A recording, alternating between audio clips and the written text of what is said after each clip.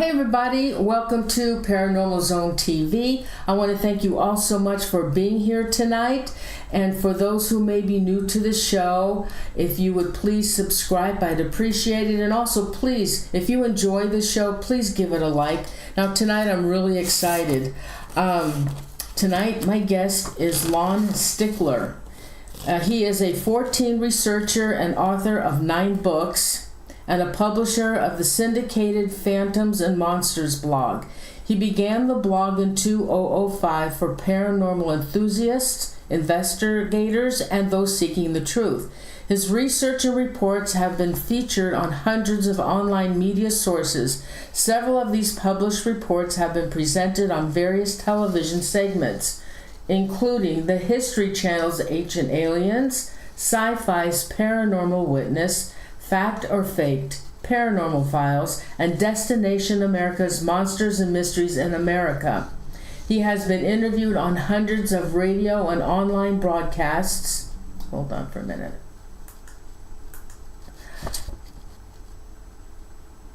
Including multiple appearances on Coast to Coast AM. He is also featured on Destination America's Monsters and Mysteries in America, television show for the Skysville Monster episode. Lon has written 9 books and is currently the host of Phantoms and Monsters Radio. And this is the book tonight.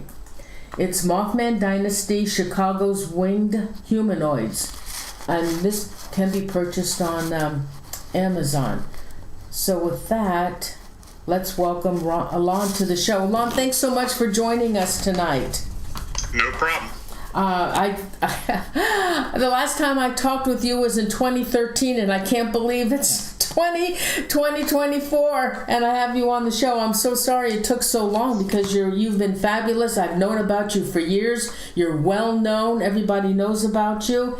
Now, Lon, he had an experience when he was a child with this Mothman encounter. So what I want to start the show with is Lon's experience with his encounter. And then from that, we're going to do a little discussion on Mothman. And then Lon will present some of his eyewitness stories that he has from eyewitness encounters. All right, so with that, Lon, welcome. And please tell the viewers your encounter.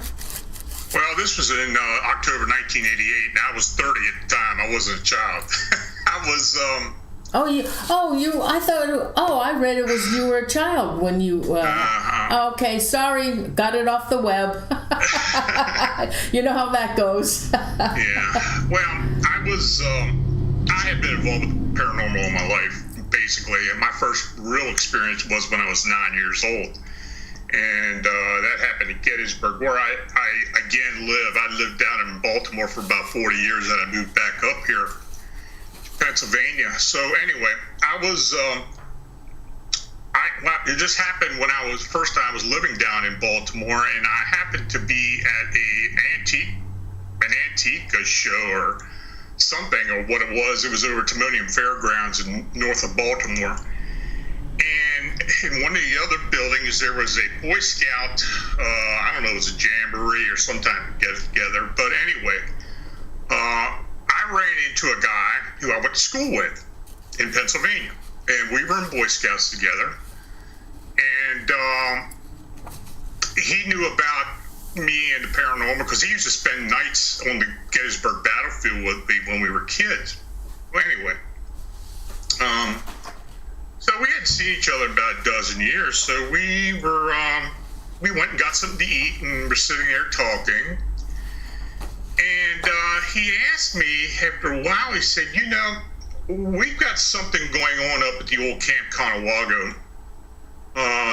This past summer, we had a couple of troops that were camping in the woods, and that they were being chased out of there. They were hearing a screaming sound. It was scaring them, and they packed up and left. And it happened several times.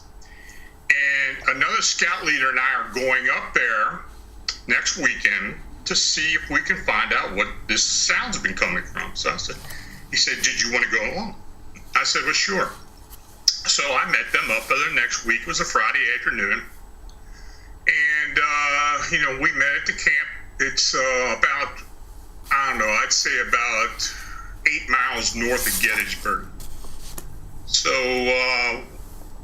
we walked into the woods. We got everything set up at a campsite right by the creek, right by Conewago Creek, and there's a trail runs right beside it. And we got set up, got our tents all put together and everything, and had a fire going. I guess by that time it was about 6 o'clock, so it being in the fall, it was starting to get dark. So anyway, we just sat around the campfire for most of the night, and nothing was happening. We didn't hear anything, see anything. So what we did, we went. I guess it was about 11 o'clock. We were tired, so we went ahead and got in our tents and went to sleep. So the next morning, we woke up. It was a Saturday morning, and we were sitting there around the fire eating breakfast, and the other guy had mentioned to us, he said, "Do you hear anything walking or moving around in the campsite at night?" And I thought one of those guys was getting up to go into the woods and relieve themselves, but I didn't think it was anything, and nothing in the campsite was disturbed. So we didn't worry about it. So what we were going to do that day was basically go all through the area, hike through the area, and look at some places where we could maybe pick up what was going on. Now, first of all, I'm an intuitive, and I've been an intuitive all my life, and I can sense spirit energy and other things. That other types of energy, if I can sense it sometimes. So nothing was going on. The whole day we spent in the woods, going to certain areas. There's some game lands around there and other things, but we didn't really see anything. I didn't pick up on anything. So we got back to the campsite, and it was about 6. It was starting to get dark again. And we were sitting around the campfire and just talking, and everything was quiet. But I guess eventually about 10 o'clock, we heard a screaming sound. And it was coming from the west into the woods. But I didn't really think it was much of anything. It sounded like an animal scream or something. It just didn't really sound like it was that major. It could have been anything. It could have, I didn't know what it was. But anyway, we didn't pay it much mind. So we sat around and I guess for another hour or so, and then we heard this really terrifying scream. It was like blood curdling. If I had to compare it, I'd say it sounded like a woman screaming. So we decided, well, we're going to stay up the night. Maybe something will happen, So we were sitting there and just talking about whatever came to mind. I think we were talking about football more than anything else, but we were trying to figure out what that scream was. And I had never heard anything like that before. So I guess about maybe 1 o'clock in the morning or so, I got up to stretch my legs. I walked out onto the trail, which was right between the campsite and the creek. And I just had this sense that something was watching. Something just didn't seem right. So anyway, I walked back to the campfire. I told this guy, look, let's grab our flashlights and go out onto the trail. Go up down the trail, see if we see anything. So, okay, we're not doing anything, so that's what we did. So we got our flashlights back to back to back. We walked up the trail. And we didn't get 50 feet away from the campsite, and we saw this thing. Standing in the creek, and the creek was really low at that point. The moon was very bright as well. We could see pretty well everything, even especially shadows and such. But we saw these 2 red eyes in the creek, and they were bright. They were projecting red light. And by the time we got our flashlights on this thing suddenly jettisoned into the air. It was so fast and so immediate, we heard a whooshing sound. Man. And when it got to its apex up in the air, it let out a horrifying scream and took off and flew towards the west. Well, we didn't know what it was. So we got back to the campsite quickly, and my buddy's not talking. He's freaked out. So the other guy and I were talking. He said, "Did you see anything on its back?" And I did. It looked like it had some type of structure on its back, which I figured were wings, but they were very large. But the wings never unfurled before this thing took off. So that was weird. Anyway, so we were talking about it, and I'm trying to get my buddy to talk, and he's not saying a word. He eventually did chime up and say, "Look, I'm not staying out here tonight. I'm going up to the administration building to spend the night." So those two guys went up. I stayed at the campsite myself because I wanted to see what it was, but nothing occurred. So, I kind of kept this to myself, what had happened. I talked to a few people. It wasn't really common knowledge about what it was. Until I started writing my blog almost 20 years later. And I had mentioned it in the blog. I wrote about it, what had happened. And not long after I had written about it, I got a phone call from a guy up in Dick's Dam, which is right downstream from where we were, or upstream from where we were. And he said, I had heard that scream for the past 20 years. I didn't know what it was. Maybe that's what it was. What do you think? I said, I don't know. It could have been, I'm not sure. I told him what it sounded like. He said, yeah, it was pretty bad. He said, I don't know what it was, but I've been hearing it for years and years. So maybe a week later, I got an email from a scout leader. And he told me, he said, my troop and me and my troop were out at Camp Conawago a couple weeks ago. And we were camped out in the woods. And the boys it was a Saturday afternoon, so they were just out messing around. They were walking up and down the creek, up along the trail and all. And they came running back, screaming and yelling that they had seen a dragon. Oh. And he said, I thought they were just pulling my leg. He said they were serious, but I just thought they imagined it or whatever. So, but now, maybe they did see something since, this story. So anyway, over the years now, since that had printed that, I have had 5 other sightings along the Conawago Creek reported to me. At different locations along the creek, but on the creek. And that creek runs for another 20 to 25 miles east. So it eventually empties into the Susquehanna River. So, so that's that was my encounter with this creature. Now, the funny thing about it, and the interesting thing about it is, what I saw is very similar to what people out in Chicago had seen. In fact, it was what they've been seeing, and what I saw was a dark, thin, emaciated-looking being that had large red eyes that had projected light, and that's what many of the people are telling us in the Chicago area. So I don't know if it's the same thing or something similar. Now, as far as I had known about the Mothman at Point Pleasant. I don't think it's the same creature. It could be. May come from the same place. I mean, I do believe these are interdimensional beings. Mm-hmm. But the descriptions of what we've gotten in Chicago, what I saw compared to what happened at Point Pleasant, that was more of an insectoid type wing. That was at Point Pleasant, moth-like wing, not a butterfly-like wing, whatever you. The only thing that was really the same was the eyes. The Mothman at Point Pleasant had a chunkier body. The head was set down into the body. The eyes were set into the upper part of the body. This creature I saw, and the ones in Chicago, have a separate size head, though it's small. Mm-hmm. It does have a head.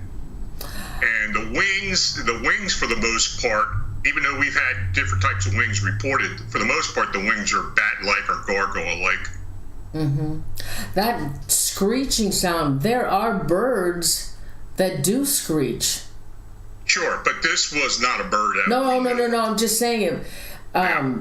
Birds that do screech and it has wings and it flies, that's maybe it I don't know. That's really strange. I want to ask you, when was the first sighting of these humanoids in Chicago?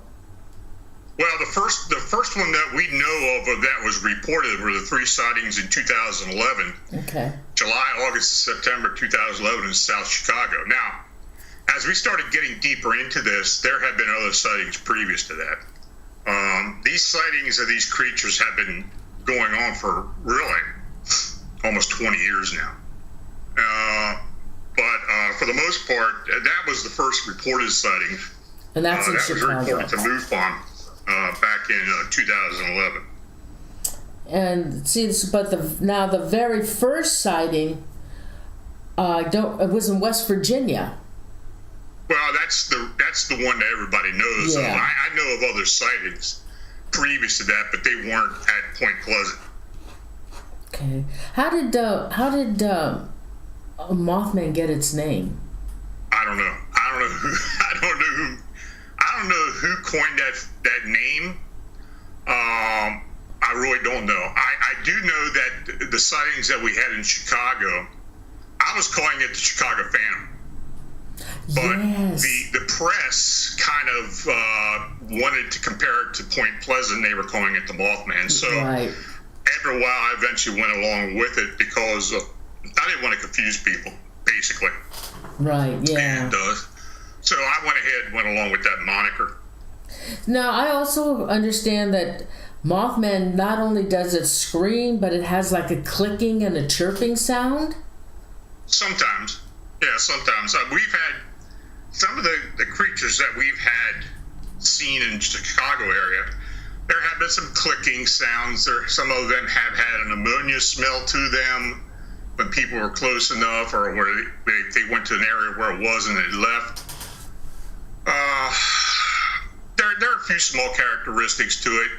As far as the Point Pleasant, I can only remember a clicking sound in one sighting. There were several sightings, and in fact, there were sightings outside of Point Pleasant in Mason County as well, even across the river into Ohio. So, yeah, I don't think the clicking sound was very prevalent, though we had a few in Chicago, especially around the Bensonville area, which is just southwest of O'Hare International. Clicking. Isn't that what I understand that aliens click? That's a form of communication. I don't know. It didn't seem to me that it was more like these clicking sounds, from what I can understand from the witnesses, were only when they were looking at each other, when the witness and the being were looking at each other, would make a clicking sound. I found this map of the sightings. It's in Chicago. It's huge. I've never seen. Yeah, 168 sightings. Wow. That's the number of reported sightings. I'm sure it was quite many more than that. But we have collected 168 sighting reports since 2011. I'm showing the sketch that you have with the red eyes of Mothman. Is that how you described it? Yeah, that's how it was described to us. Yeah. So now you think it's so obviously okay. So just like Bigfoot and all these other creatures, they never, as far as I know, I've never heard of any bodies being found. And the same thing with this Mothman. No dead body has ever been discovered. As far as we know, no. Right. So, and I believe what you say, that it's interdimensional. So what's the purpose of this Mothman? What is the purpose of them? Do they have any purpose, or they just show up? Now what about the myth about it's a harborer of bad luck or a disaster that's going to happen? I don't believe that. That whole harbinger theory came into effect after the Silver Bridge collapse, when people, look, you've got a small town, Point Pleasant, where you've got, it's only several thousand people living there. It's small town, small population. 46 people die in one night on a collapsed bridge. Mm-hmm. And somebody mentioned, oh yeah, we saw the Mothman above the bridge before the bridge collapsed. Well, that could be true, and maybe it's not true. I don't know, but I don't buy really into the harbinger theory. I really don't have any proof that is a fact. The only winged being that I know of that was actually documented before the actual events was the Chernobyl disaster, where there was a large black bird type creature seen flying above the reactor several days before that, and it was actually reported. So, but as far as other locations and people talking about Fukushima or up at the Minneapolis bridge collapse, and even to the extent of the Silver Bridge, those were always reported after the fact. So I can't really rely on those. I don't think the Harbinger theory is a valid theory. So any of those eyewitness stories that you have, did you ever ask them, was there something going on at that time where they experienced or encountered this Mothman type creature? Yeah, nobody seemed to even believe that it had anything to do with what had been going on in their life. So yeah, we couldn't find any comparisons to that. What is okay? So on these sightings, what kind of location are they seen in? Like on farms, in the woods, by creeks? Are any of them ever found in the big cities? Well, the majority of the sightings in Chicago have been in the urban parts of Chicago, downtown, into the neighborhoods. There have been several that have been away from the city. We're taking reports within 250-mile radius of Chicago. So we've had sightings as far north as Milwaukee, into southwest Wisconsin, into central Illinois, and down into central Indiana. We've also had a few over across the lake into Michigan as well. But this is a regional sighting. I mean, Chicago is where the first sightings were at, so that's how it got the name Chicago Mothman. But yeah, many of the sightings early on were right in the city. Mm-hmm. Is there a reason why certain people have experienced or encountered it, that it appears to them? Is it just random, or how do you think this happens? I think it is random. It does seem that the creature does pick out certain people to see it. And in fact, there have been several instances where there were multiple people at the time of the sighting and only certain people saw it. So is this being allowing itself to be seen by just certain people? That we don't know. And that's what we've been trying to determine. I'm going to show them the picture. I'm going to show them the picture of... Let's see, let me see if I can enlarge it. Let me see. Oh gosh, I can't enlarge it. Okay, here. This was caught in Chicago. There was a couple that had witnessed it, and they took a picture. It looks like a flying saucer, but it actually looks like some kind of a monster with its wings all spread out. Do you know what picture I'm talking about? Are you talking about the one that looks like the butterfly? Yeah, this huge thing. I don't know what, that photograph, I don't know if that's an actual, if that may just be an actual butterfly that was taken a photo of, or a moth. I don't know what that is. Even though one of the witnesses, and it was done in 2011, and one of those witnesses was... did describe it as looking at it as a large sugar glider, which the person was from Tasmania, so it was something that they had seen in their home country. I don't know. I can't really verify that photograph as being an actual picture of the Mothman or the creature that people were seeing, but it was submitted, and it was submitted to MUFON. Yeah, it was. Yeah. Okay, and then I like this. The picture that an artist drew for you? Yeah. Charles Berlin, he's an artist in Chicago. That's pretty cool. Now, another thing, what about in John Keel's 1967 book, the author of Mothman Prophecies, he coined the term Men in Black, referring to the shadowy and secretive government agents who always seem to be materialized whenever there is an extraterrestrial encrypted sightings. Now, I think in one of your shows you were talking about the Men in Black as well. it's a phenomenon that people do talk about. Apparently, these beings, these men in black, show up many times right after an incident. I kind of believe they're the cleanup crew. And they're alien, I believe. I don't think they have anything to do with the government or any quasi-government or military organization. I think they're alien cleanup, that they come in and try to get people not to report certain sightings. And, that's just my interpretations of it.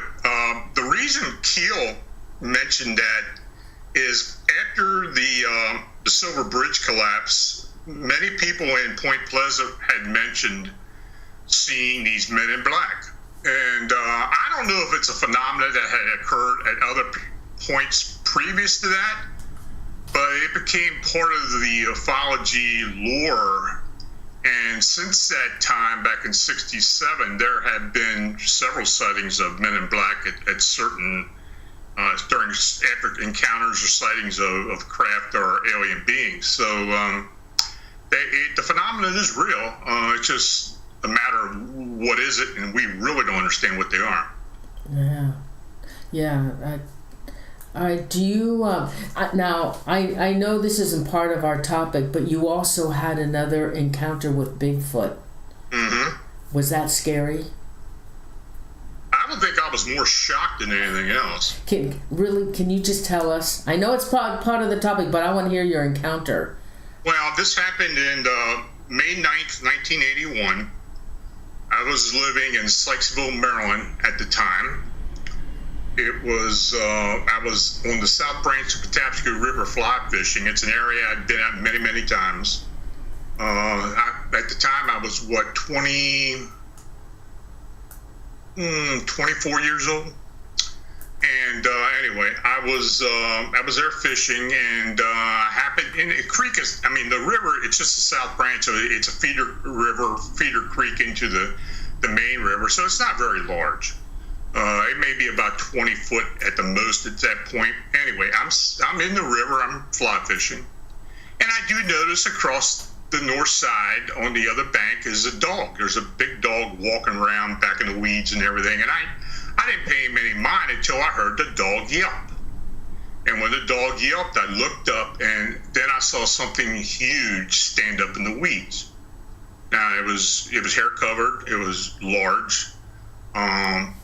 It stood up, maybe about half the body was seen, the rest of it was covered by weeds, and it started walking to my left, coming out of the weeds and standing on the riverbank.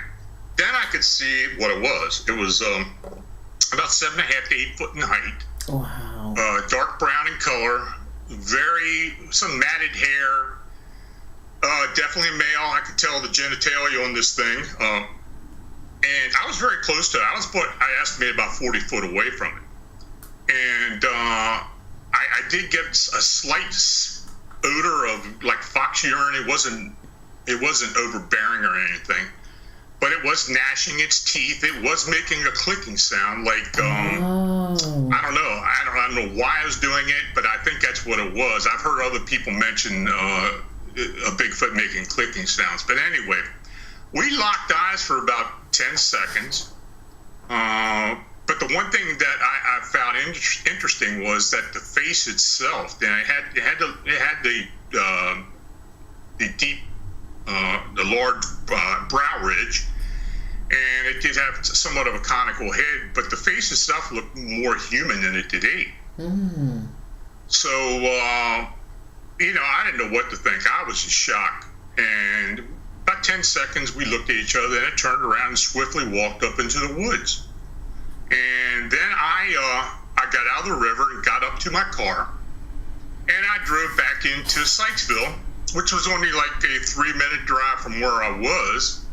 Found the first phone, made a call to the Sykesville police, and told them what had happened, what I had seen. The girl told me on the phone, she said, well, look, go back to where you had seen this thing and wait for the police. Well, I didn't really want to go back there, but I went back. That's not. But by the time I got back, and look, this was only a 3-minute drive back, there was already a Maryland State police officer standing there, and he had a wooden barrier across the road that, already. Wow. And I pulled up to him and he said, look, you got to get out of here. I said, look, I'm the one that made the phone call to Sykesville police. He said, I don't care. You got to get out of here. Really? I said, okay. So I turned around and went on home. So I came back about an hour later. I thought, well, I wanted to go back there and see what was going on. Well, I did drive back there, and there were cars all up and down the road. I mean, it was just, the circus came to town. I mean, it was everything full of cars. So I got out of my car, walked up to the barrier, and there was a Howard County police officer standing there then. Mm-hmm. And I went up to him and said, hey, what's going on? They said, well, somebody said they saw a Bigfoot. Well, I didn't tell him I was the one that saw it, made the report. But, there were people going in and out of the woods and the weeds and stuff with dogs. There were about 6 or 7 people with dogs there. There was a big white tent set up across the river. And every jurisdiction local was there. I mean, including the feds. And at that time, the feds used to drive the black Wagoneers, and there were 2 of them sitting there. And I did hear a helicopter, never saw it, but I did hear one. So I'm thinking to myself, well, I'm not sticking around here because somebody's going to start asking questions. And I wasn't at the point I really wanted to say much of anything. So I got back in the car and left. I drove home. I called 3 television network stations in Baltimore at that time, and I told them about it. I told the news editors. They all told me, "Oh yeah, we'll give you a call back in a couple of days. We find out what was going on." Okay, fine. Well, 5 days later, nobody had called me. So I called one station, which was WMER. And I got a hold of the news editor, and I told him who I was. And I said, I called earlier, and I said, did you guys want to talk? He said, I can't talk to you, and hung up the phone. Mm. Well, then I knew something was up. So, ever since that period, I mean, that's been over 40 years ago now. And ever since that day, I still really don't know what happened. Though I did find out a lot of things since then. There had been a creature about 8 years previous to that had been seen in the Sykesville area, which they called it the Sykesville Monster. And it was reported by the media at the time. The Baltimore Afro-American newspaper was the first to report it. And they had talked to many of the witnesses in Sykesville. And I happened to know one of the guys who was who was a relative to many of the people who lived there. It was a African-American community there, and all the witnesses were African-American. And he told me about it. I never even knew anything about it before I had my encounter. And he said, look, you want to talk to some of these people? I said, sure. So I got to talk to all the original witnesses, even a few more that had encounters. And so it's something that I've been looking into and still looking into at this point in time. That area in particular has had 4 Class A sightings, BFRO Class A sightings, since that time. So it's an area where the Bigfoot had been seen. But, I mean, that's about it. That's the story. So, I'm still very active in keeping in touch with people about it and stuff. But I have had several reports down there in the past 10, 15 years or so. So people are still occasionally seeing something, but it still goes on. Wow. Oh, do you want to? Is there anything else you want to say about Mothman? There's oh God, I lost my notes here.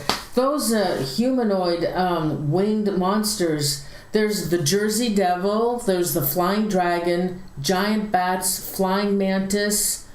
Of course, the Mothman. And do they all have the same characteristics, or the dragon wouldn't, and the bat wouldn't. But what about Jersey Devil? Has any eyewitnesses to the Jersey Devil? There have been eyewitnesses. There are people who said they have seen it.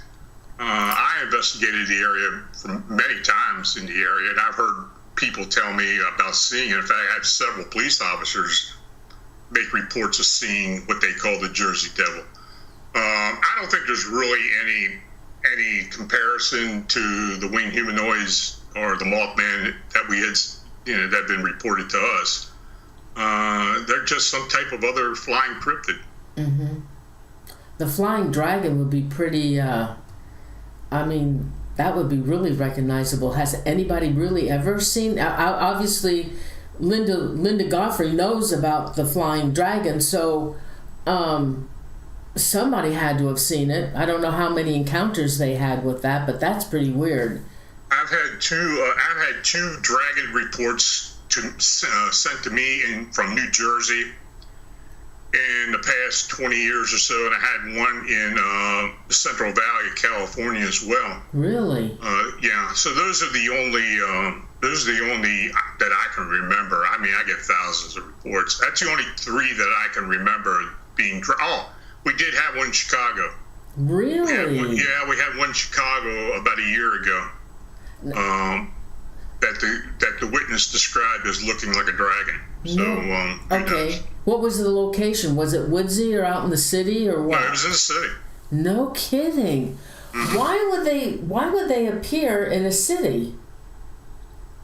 I don't know. It just, that's a strange thing about this whole scenario with these flying beings in an urban area. It's something that we really haven't experienced or know about with a cryptid like this, or any cryptid for that matter, being seen in a large city. But people continue to see these things. And, even now, 2023, we've had 7 sightings. And it's kind of waned off since then. But I don't know. It might pick up again. Who knows? It just depends. We've had periods of time when it slowed up and then picked up again. So I don't know. All right. So again, I'm going to ask you: when you get these sightings from people and they give you a date when they saw it, have you ever checked, even though they haven't said to you that there was this, and this going on in the area when I saw it? Have you ever yourself checked out those dates in that area to see if there was anything going on, maybe an earthquake or a shooting or some kind of anything like that going on when this was seen? We fully investigate every sighting we get. We talk to the witnesses. We even try to get there. We have somebody come in person and talk to them. We check the area out. We check for other sightings by other people in the area. We're pretty thorough in what we do. But I mean, as far as catastrophic. Well, I mean, no if it's not in the incidences. news, I mean, how else are you going to get it? I haven't found anything associated with these sightings that have anything to do with violence or any type of incident. All right, and that's something we have looked into, and it just hasn't happened. What about the couple themselves? No. That's really strange. Okay. Do you want to tell some really good stories then of these encounters? Well, I got 2 in particular, probably the best, I believe, but we've had other ones. But the first one happened outside of Chicago in Bolingbrook, Illinois, which is a suburb of Chicago.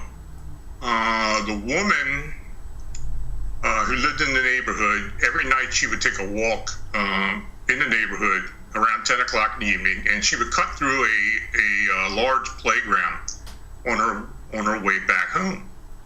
So one evening, this was in 2017. One evening, she was walking on the sidewalk in the playground, and she saw something standing on the sidewalk in front of her. It was very tall, and her first thought was, and this is what she told me, she first thought it was 2 people embracing, standing, maybe had a umbrella or something. It was so big, but she nothing really out of the ordinary, until she walked up to it, got within 15 feet, and this thing turned, and she got a full-on view of it. Now, the wings were wrapped around the body, and it was making a gurgling sound. Oh. And I think the thing was actually standing and sleeping. Really? Yeah, and she walked up to it, and she got within 15 foot, and then she lost all use of her legs. She went down to the ground. Now, she got up, walked around this thing to the other side, and sat down on a park bench until she could get herself together. She was keeping her eye on this thing the whole time. It didn't move, but she did hear it making a gurgling sound. When she got her composure back, she got up, went around the other side of the playground, and walked back home. When she got home, she told her son. Her son was an adult. He was living there with her. He wanted to see it. So they got in the car, and they drove up to the playground, which was about a block and a half away. And as they drove up to the playground, this thing had jumped out of a hedge in front of the car. Scared the bejesus out of them. I guess so. Well, they got back home. They started going online looking for winged whatever. I don't know what they were searching, but they found me. And we had already been investigating this thing thoroughly. And my contact was all over Google. So she called me, and it was within an hour of the time she had the first encounter with this thing. And she described everything. And I mean, she was crying. Her son was upset. They were really freaking out. So that was an interesting account. Now, she didn't see any red eyes, though I think the eyes may have been closed, but I don't know. But it had to be the same creature. Now, the other incident was kind of more dramatic, if you can get any more dramatic than that. This happened on Lakeshore Drive in North Chicago, around Schiller Avenue. There was a man and woman who were visiting her mother at her condominium in Chicago. They were from Washington, D.C. So it was about 9 o'clock in the evening. They were walking south on Lakeshore Drive, right in front of the condominium where they were going to have to turn and walk up into the entrance door into the condo. Well, something big and black flew right in front of them from the direction of the lake. And as they watched this thing cross in front of them, it went towards the wall, or the outside wall of the condo, flew straight up along the side of the condo, and they watched it, and it got to the top of the condominium and was hovering.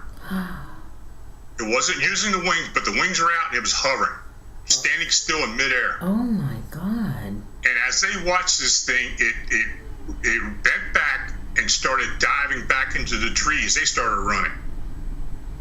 They got to Shore Avenue, took the right turn to go up to the entrance of the condo, and this thing literally descended in front of them. Oh. Slowly descended in front of them. And it was hovering about 3 foot above the sidewalk, no more than 10 foot in front of them. And they both said you could actually feel vibration coming from it. Oh my. It had the red eyes. It was emaciated looking, kind of a shiny, wet looking thing.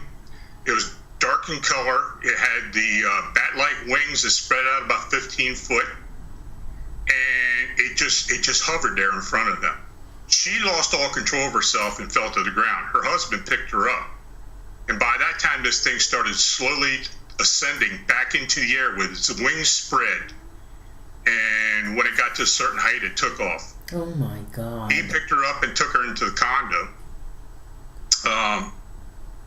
They called me the next day. Now, they were supposed to leave for Washington that day. She refused to get on a plane. They didn't leave for 3 days later. But they called me and told me about it. The interesting thing about it was the gentleman, and this is something that has happened a couple of times. The gentleman was a professional athlete in Washington. So he was pretty well known. And we've had several celebrities who were among some of the witnesses that we had during all these sightings. We've had several politicians. We had a couple of people who worked for some of the news media see it and came forward and told us about it. Really? As well as at the airport, we had pilots and air traffic controllers,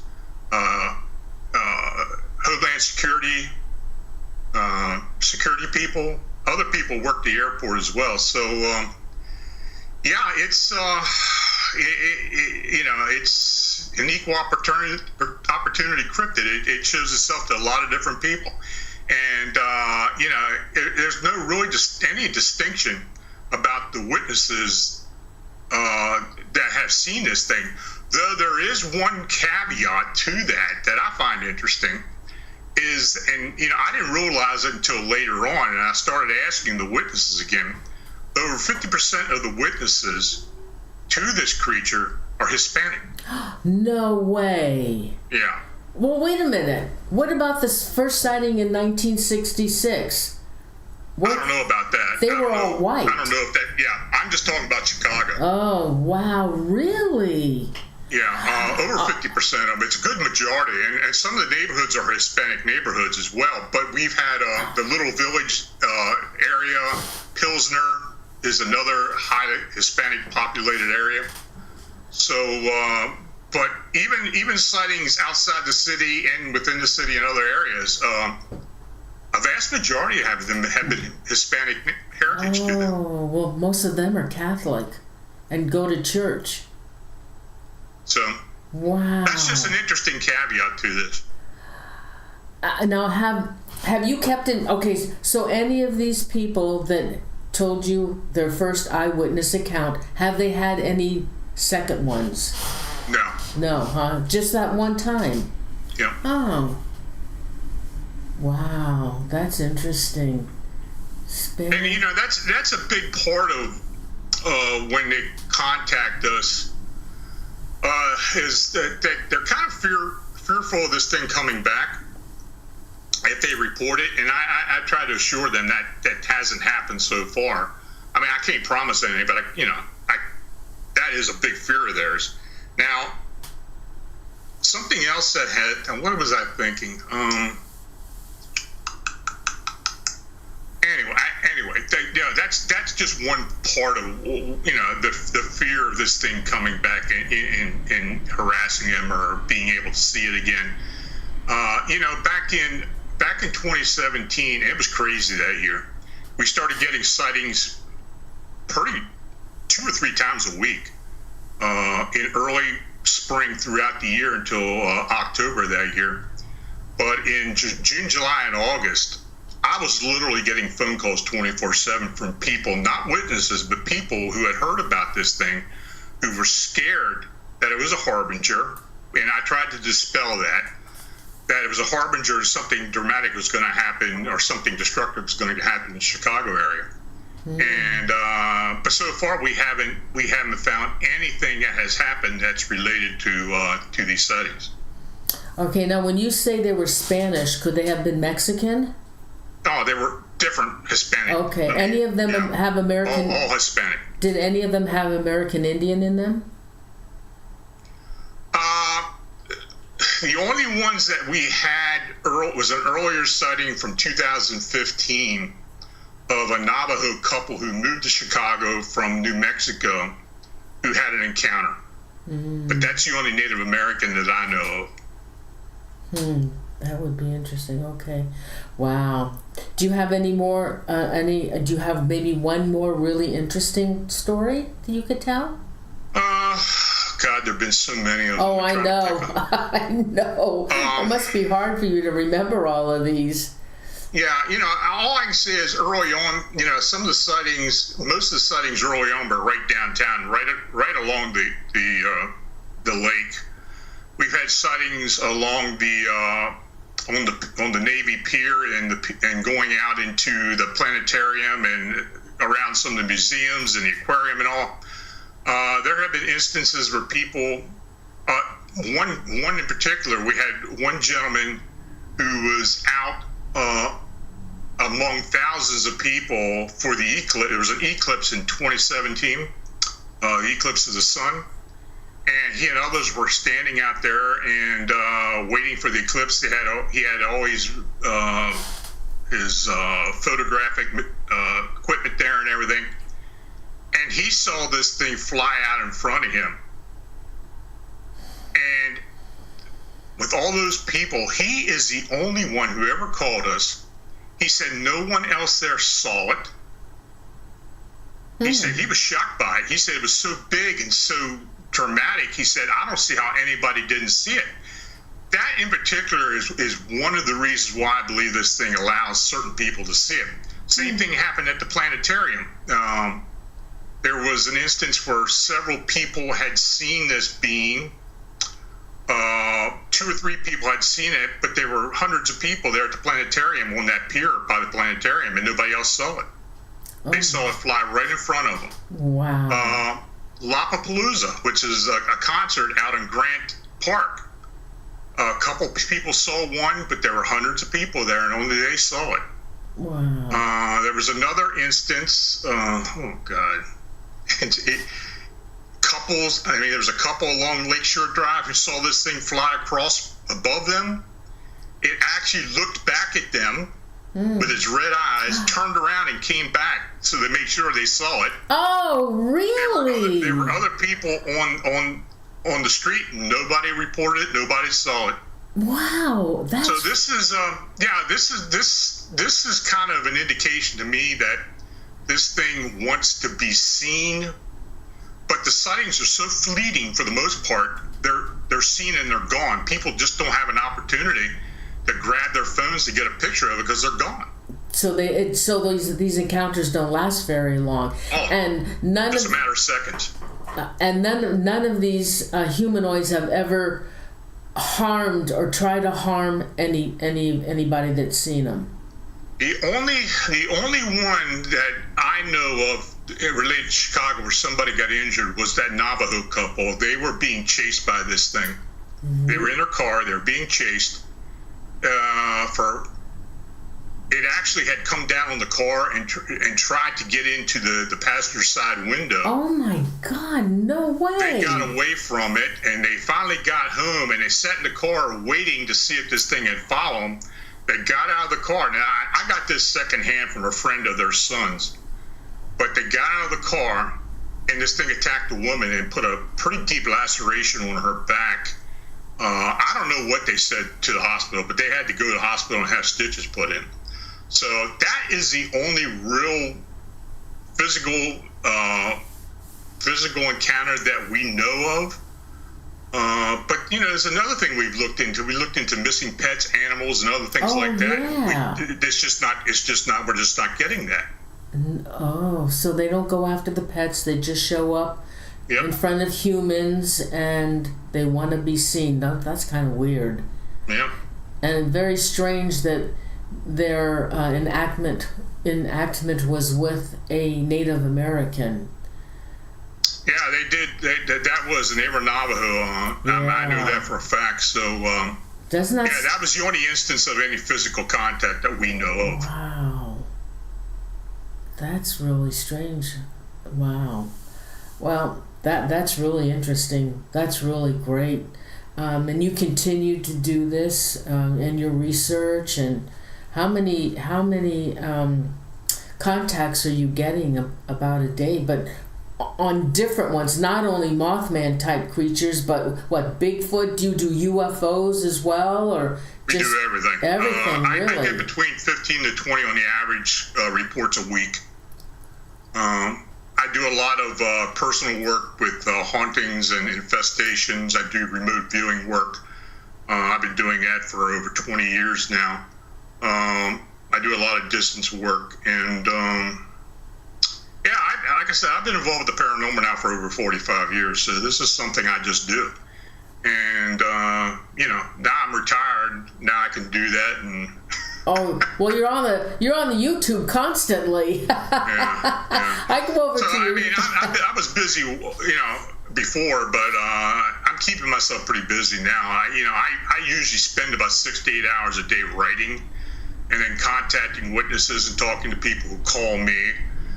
Working with the team, keeping in contact with them. I have a team we have about 20 individuals who are boots on the ground investigators throughout North America, as well as 35 affiliate groups who also work with us. So when we get a report, we try to get people to the witnesses to talk to them or to get any more information, try to help them. And right now we're currently investigating 5 cases. No kidding. As a team. For 5 cases, we're working on 5 cases as a team, and I'm working on 3 hauntings right now in our infestations. And 1 alien abduction. Oh, really?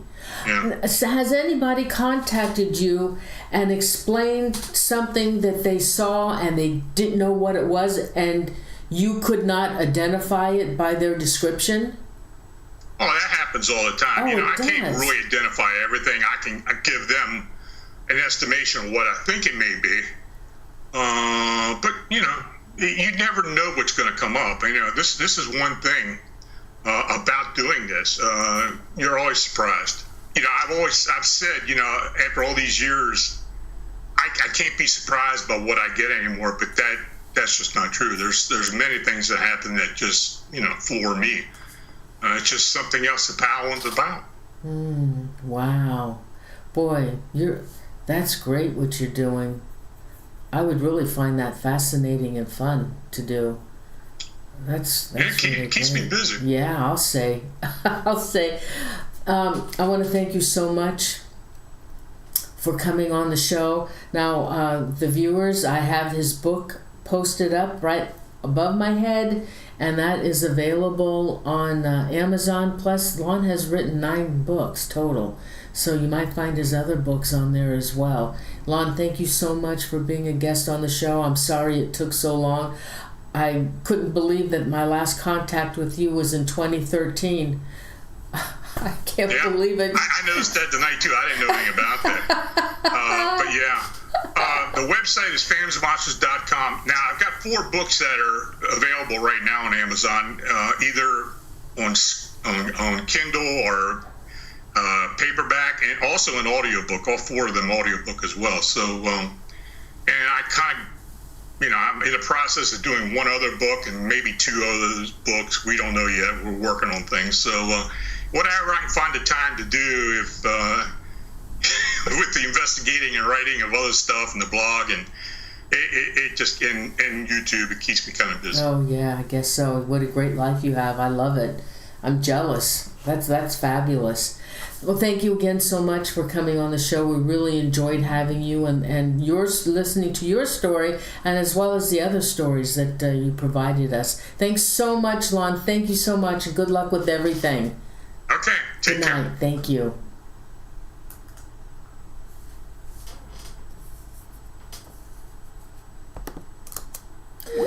Oh gosh, that was great. That was fun, huh?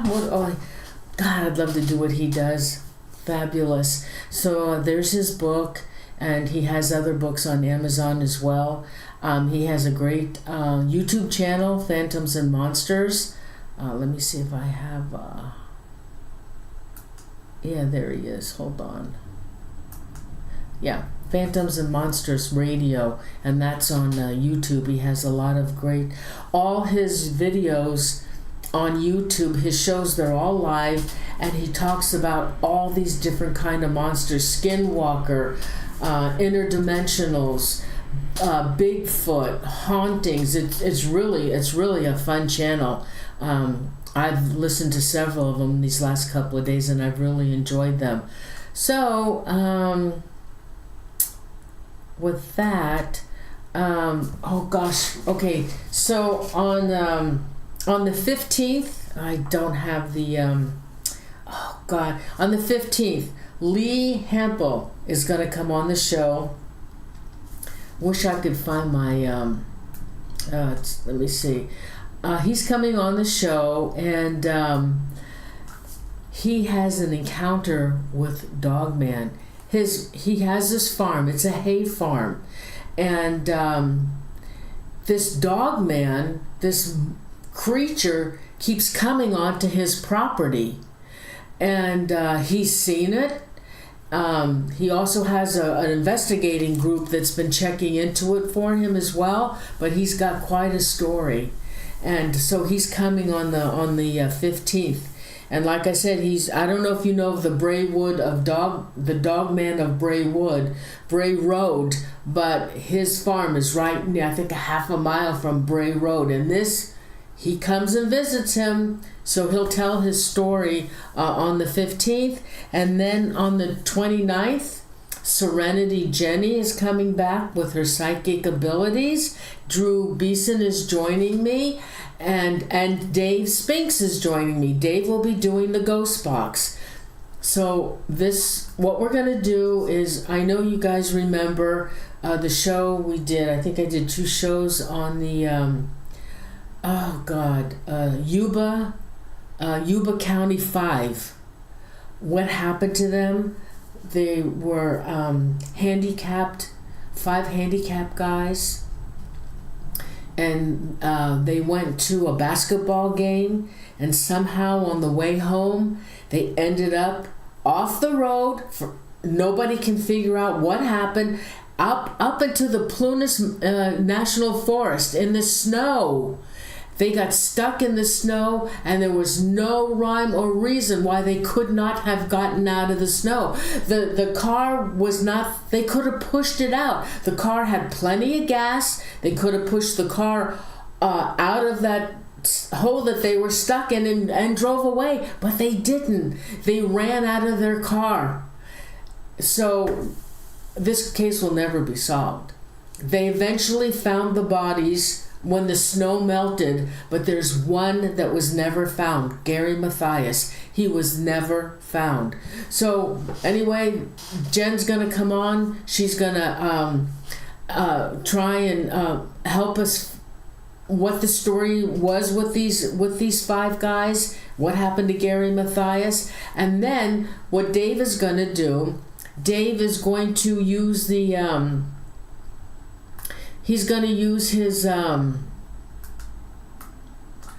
ghost box, and we're going to ask questions to see if they can match up to what Jen has been telling us with her remote viewing and whatever. It should be a fun show. So Dave has said that yes, I'll come on the show once a month when we do these unsolved mystery type shows, okay? I'm looking forward to that.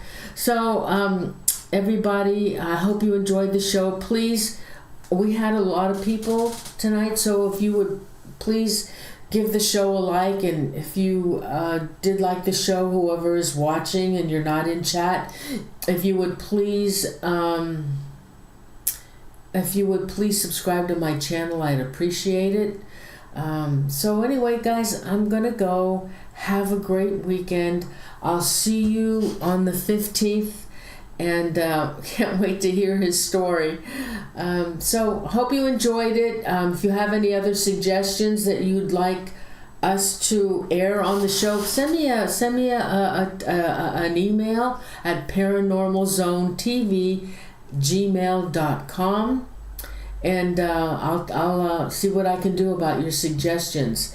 So everybody, thank you so much. I love you guys. Oh, I guess I gotta do and thanks to my mod, Renee and Chipeteri. Thank you so much for always joining me every week, and for my pal from Scotland, Tallcross. He's here always. He gets up early. He's up late at night, early in the morning to watch the show, and I really appreciate that, Tallcross. So let me do some shout outs who's left in the chat. Chemo, Beat 3 Airspace. Oh, I haven't seen you for a while. Of course, Renee McDowell, my mod, Aaron Brody. Thanks, Aaron. Danny Rolling Ghostfits. Thank Danny. Chipeteri, my other mod, honey. Thank you. With respect, thank you for being here. Let's see. Whoever's left. Oh, of course, my tall cross. Who else is in? Okay, whoever's left. Anybody else that's left that want to just pop in? William Watson, thank you, William. Cusp, thank you, Cusp, for joining us. Anybody else that's left in the chat room, I would like to give you a shout out. Anybody else? Okay, I don't see any other names. Diane Biancardi, thank you. No, oh gosh, no, I haven't heard from Royce.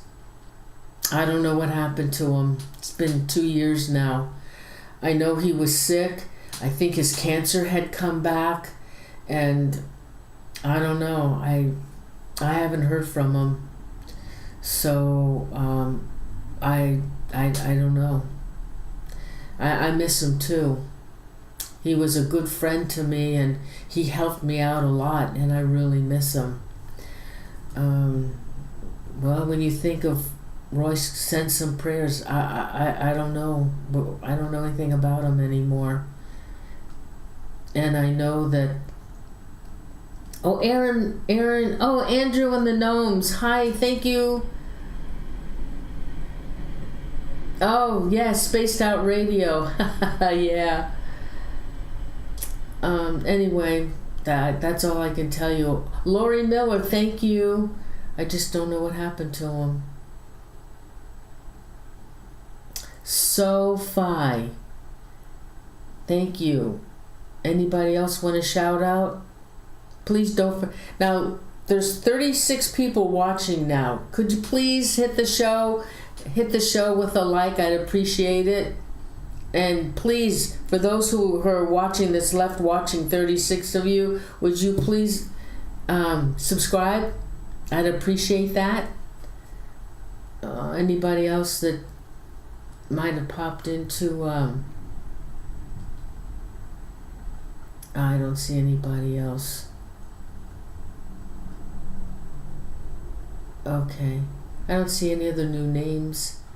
Thank you so much again for being here. Like I said, I really appreciate it. Oh, Nicole Johnson, hi. You popped in. Hi. What? Did I miss somebody? Okay. Oh, Lenora Martinez. Okay, thanks, Lenora. Shelley Pelican. Thank you, Sheila. All right. Okay, I'm going to go now and have a great weekend and be safe out there. I'm sure some of you where you are, they just said that there was a tornado north of us. I'm going to have to watch the news. I just heard it before I came on. North of us, there was a tornado, and I don't know what city it's in, but it's north of us. Anyway, so don't forget, I'll see you on the 15th. We have a great show then, and on the 29th, a great show. So I'll see you then. I love you guys. We're supposed to be having a big storm tonight. And, we're California, so anything with thunder and lightning's really big for us. That's really big for us. And I know some of you live in other states where it's really terrible when you get the storms and the wind. It's really bad. And we're not used to that, so when we do get heavy rains and thunder and lightning, it's really a big deal to us. Everybody, I'm going to go now. I love you guys, and thank you so much for being here with every time I have a live show, and I really appreciate it. Thank you. I love you guys. Good night. Love you. Good night. Thank you.